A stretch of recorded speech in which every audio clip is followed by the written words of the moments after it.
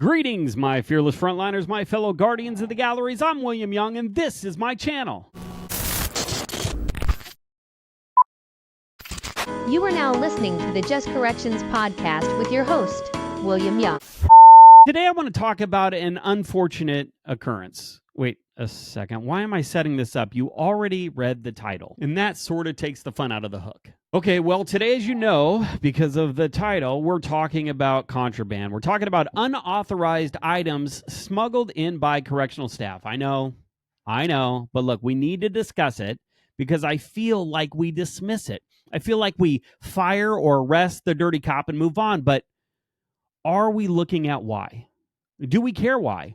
Should we care why? So let's start with, why do people make bad decisions? Well, because they're people. They're people working under pressure, and under pressure, in fear, or when people feel ill-equipped to face challenges. Even the most well-intentioned, skilled individuals can make catastrophic choices, right? In corrections, where staff face immense stress, a constant manipulation of personal struggles, these decisions can have devastating consequences, not just for the individual involved, but for everybody in the facility. So in this episode, in this video, I want to explore why. I want to talk about the why. Why do staff smuggle in contraband, the danger that it poses, and what we can do as an agency, as a profession, as a collective to prevent it. But before we do that, I want to sneak in, I want to smuggle, a little thank you to the members of the JCP, of the Just Corrections Patreon community, for supporting the podcast. You're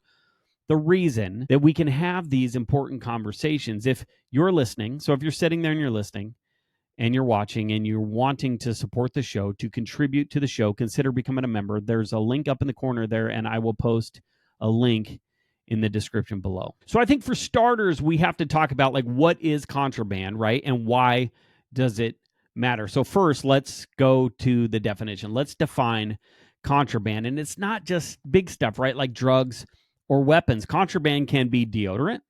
It can be drugs. It can be weapons. It can be word searches. It could be cell phones, cigarettes, shampoo, or the Sunday paper. And while some of these items may seem insignificant, may seem harmless, they all pose risks. And why? Well, because administration says so. I'm just kidding. Because contraband shifts the power dynamics. It disrupts order, and it ultimately undermines the safety and security of the facility. It creates an environment where inmates can gain leverage over staff, which can have devastating consequences. So why do staff smuggle in contraband? Why would somebody who swore an oath to the agency, who sacrifices their time and their safety for their community, cross that line? Are they stupid?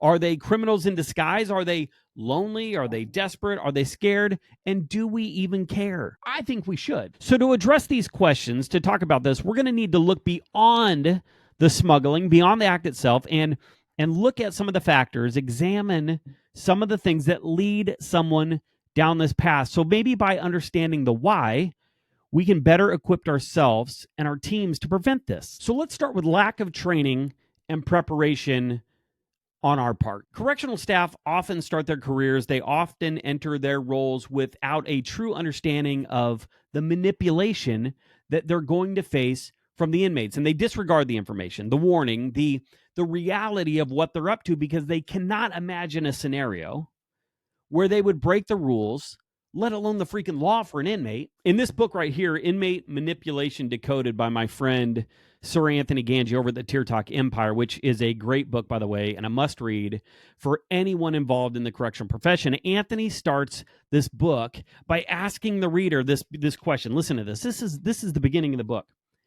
Have you ever watched a movie that you didn't want to watch? Have you ever eaten something that you didn't want to eat? Have you ever taken a vacation to a place you didn't want to go? If the answer is yes, have you ever asked yourself why? This question, guys, this first paragraph, that very first question about the movie, is so powerful.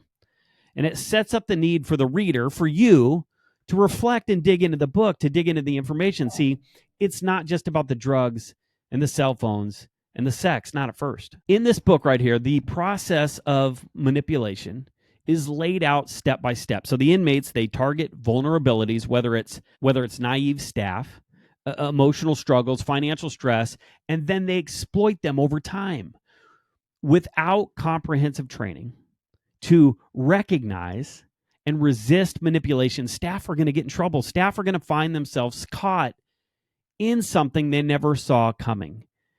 And in this book right here, Anthony points out that inmate manipulation, it's not just about the contraband. It's about control. It's about controlling staff through fear, through confusion, through leverage, sympathy, guys, and even trust. Many of you have read The Art of War, or at least familiar with The Art of War. And in The Art of War, Sun Tzu says, if you know the enemy and know yourself, you need not fear the result of 100 battles. If you know yourself but not the enemy, every victory gained, you will also suffer a defeat. But if you know neither the enemy nor yourself, you will succumb in every battle. So basically saying, if we aren't prepared, if we don't understand, and if we underestimate our enemy and overestimate ourselves and our ability to win the war, that, guys, we aren't even taken seriously, well, it can end very badly. So next, that takes me to the desperation and the personal struggles as a reason that somebody may fall into this trap. Personal crises, financial strain, loneliness can even push the most ethical individuals into making poor decisions, right? And in my book, right, I'm going to push books today because I think reading is so important. It's so important to feed your mind with information that's floating out there, with the resources that are floating out there. So in my book, The Nothing That Never Happened, guys, I explore the stress, the silent struggles that correctional officers face on a daily basis. And these stresses, when left unaddressed, they'll isolate staff. They'll push them into depression. They'll push them to a point where seemingly small compromises feel like it's the only way out of their pain and their situation. Okay. Again, manipulation is a long process. It's a long, slow process, and time is on the side of the population. They watch. They learn, they collect information sentences at a time, and they store them to use them against staff later. I was once told in a training that every conversation that staff have with an inmate is an opportunity, a way for them, the inmate, to mine information to use against us later. And while that might not apply to everyone all the time, it's almost impossible and absolutely too risky to try and make that determination. Inmates watch staff and pay attention to their appearance, their demeanor, their attitude, and they use those observations to connect with staff that may show signs of a struggle by complimenting them or asking them what is wrong. And it may sound cold and calloused, but the inmates are not your friends. They are not genuinely concerned about your well-being. I know that sounds terrible, and I'm in no way suggesting that every person confined, every person incarcerated is a manipulative mastermind trying to get you to smuggle in contraband, because they're not. But however, an incarcerated individual, this is the reality, an incarcerated individual, a person in prison, a person in jail, is in a situation that they would rather not be in. And because of that, because they're inside, they may act in a way that may be uncharacteristic for them otherwise. Think about it this way. What would you do if you were in their situation and you were locked up? Would you manipulate somebody and try to get something that you needed? Because I would. So we talked about the lack of preparation. We just talked about the desperation, the personal struggles. I want to talk a little bit about fear. I want to talk a little bit about intimidation, because another avenue that inmates use quite frequently to manipulate staff is through fear. Inmates are experts at identifying and exploiting fears. This may be subtle threats, it may be outright intimidation, and all of those can leave staff feeling concerned and unable to ask for help.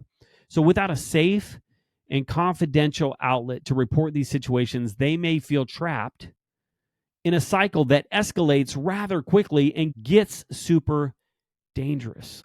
Correctional facility, guys, and you know this, and I've talked about this in other videos, can be a terrifying place. Anybody that works inside that tells you they've never been scared, they're liars. These people that are inside have done, are capable of doing, and continue to do some horrendous things, some terrible things. I remember in my interview and the tour that I took of the facility beforehand, the inmates were up at the window, they were flexing, they were yelling. I had one guy barking.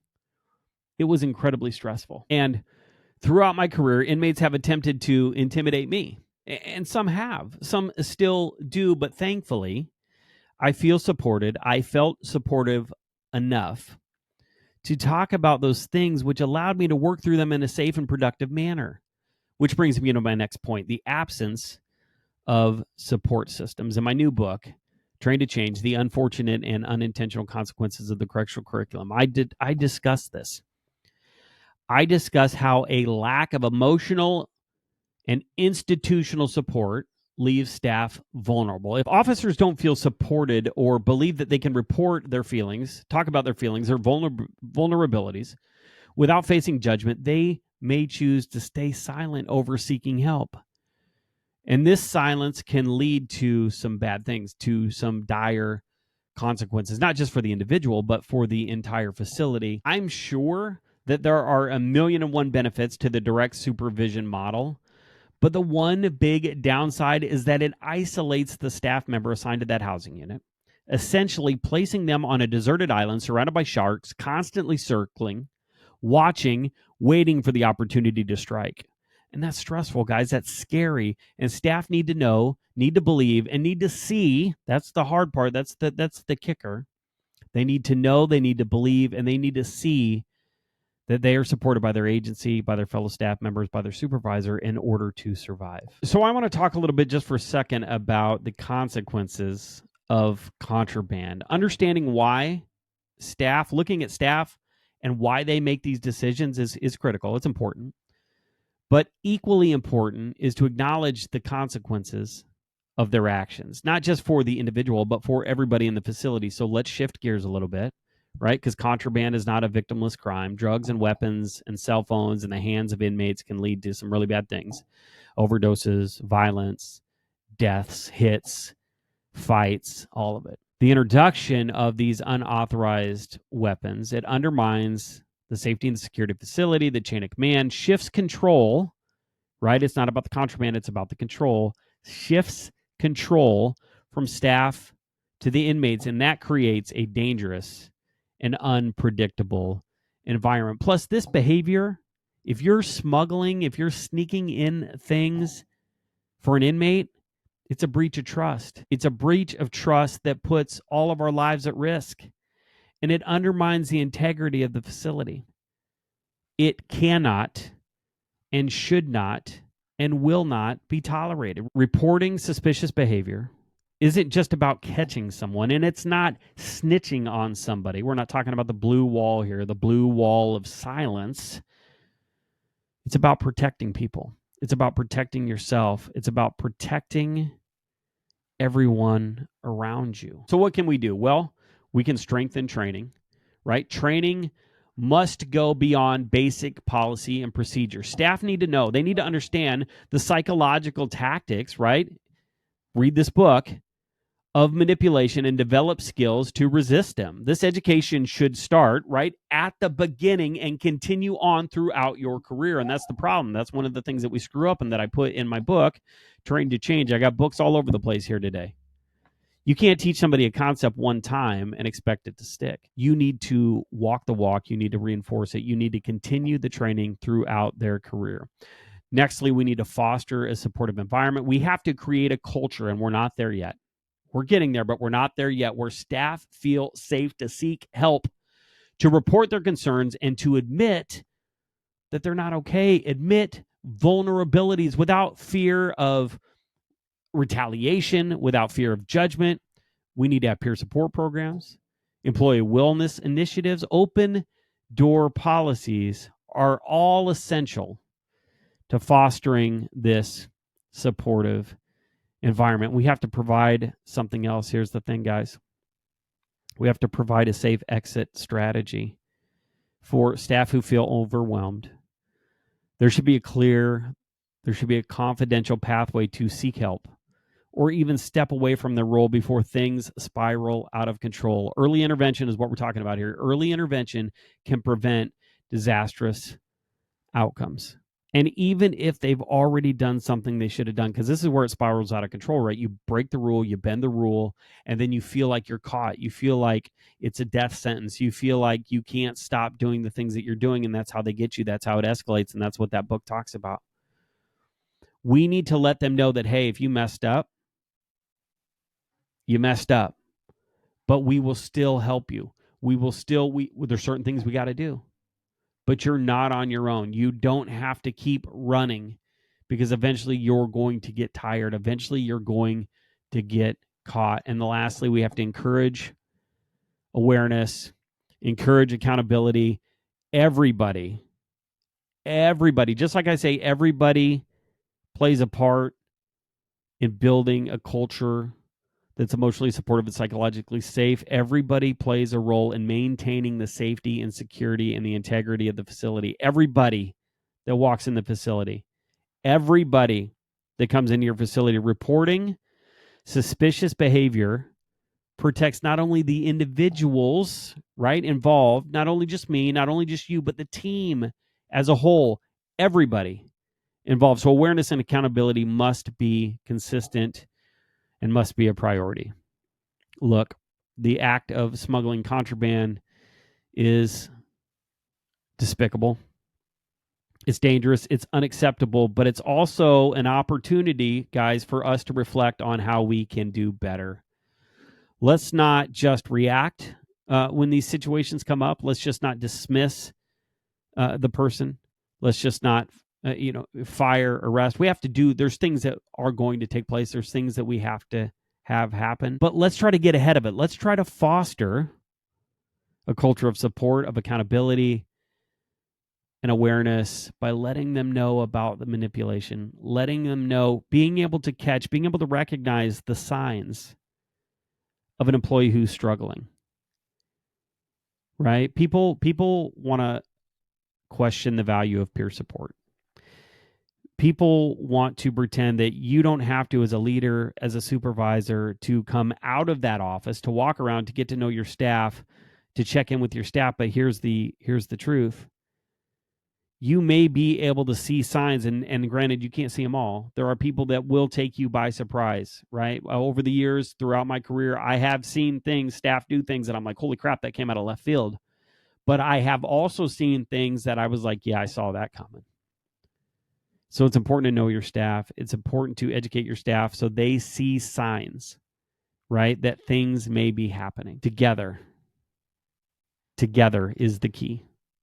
Together, if we work together, we can build an environment. We can build a culture where integrity thrives, where people won't stand. And I think most of us have those facilities where we're not putting up with this bullshit. But we want to do better. We want to prevent it. We want to make sure the staff are equipped to resist the temptation, to resist the manipulation in the first place. All right, guys, if you like this episode, if you found value in this episode, please punch that little like icon and comment, share, subscribe.